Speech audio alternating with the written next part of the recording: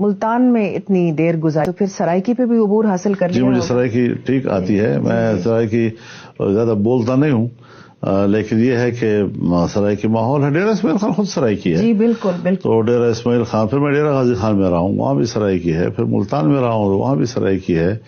بڑی خوبصورت زبان ہے. پھر ملتانی اور سرائکی اور ریاستی چھوٹا موٹا فرق ہوتا ہے، تھوڑا بہت فرق ہے ڈائلیکٹ کا. جی اس ماحول میں بھی کافی وقت گزارا. بڑی حسین زبان ہے. تھوڑے کیا حال ہیں سائیں؟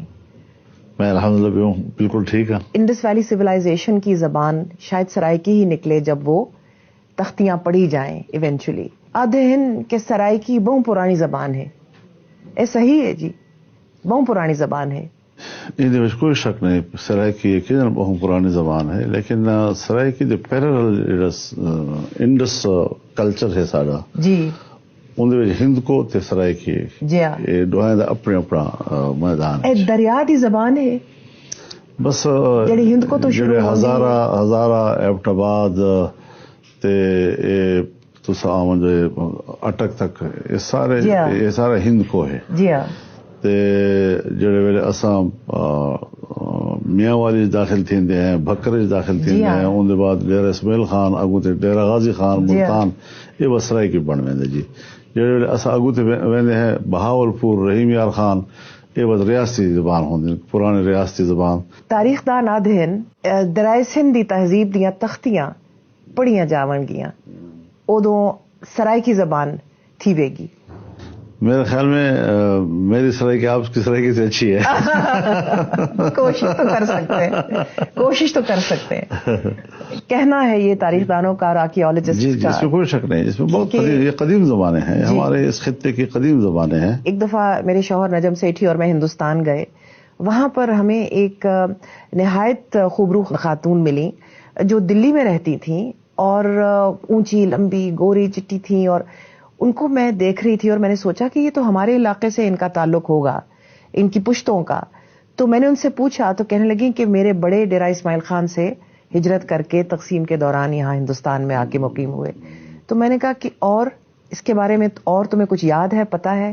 تو کہنے لگی کہ مجھے میری دادی نے پالا اور میں سب سے چھوٹے بیٹے کی اولاد تھی، تو میری دادی اور دادا بہت بوڑھے ہو چکے تھے تب تک، اور دو باتیں وہ آپس میں کرتے تھے.